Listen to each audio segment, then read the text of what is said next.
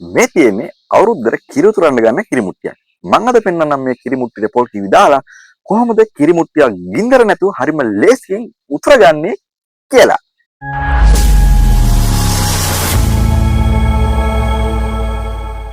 ඔයාලට පේනවා මෙතන කිසිම ගින්දරක්වත් හොට් ප්ලේට් එකක් පාවිච්චි කරන්නේ නැහැ. ඒ වගේම මේ දෙපැත්තේ තියෙන්නේ මම මිරිකගත්ත පොල් කිරි ටික.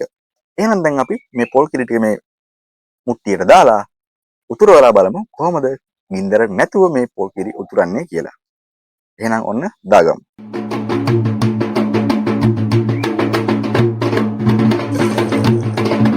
කිරි කිරි ඇස්වා. කිරි ඇස්වා. ඔන්න ඔයාලට බලා ගන්න පුළුවන්. දාපු ගමන් කිරි උතුරනවා. ඒ වගේම මේ උතුරන කිරි ටික අපිට මේ වගේ පත්තු කරගන්න පුළුවන්. තේනවද? ඇත්තටම මේක සිද්ධ වෙන්නේ කොහොමද? ඔයාලට මේ ප්‍රශ්නේ අනිවාර්යෙන් ඇති කියලා මම හිතනවා. ඉතින් මේක ගොඩක් දේවාලවල කරන ලොකු බොරුවක්.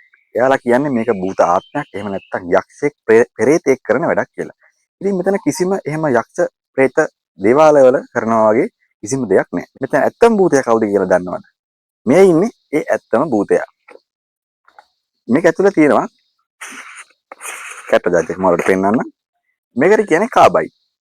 මේ කාබයිට් වලින් තමයි මේ වැඩේ වෙන්නේ. ඔයාලා දකින්න නැතුව ඇති මම පොල් කිරි දාන්න කලින් මේ මුට්ටියේ මේ කාබයිට් කැට දාලා තිබුණා.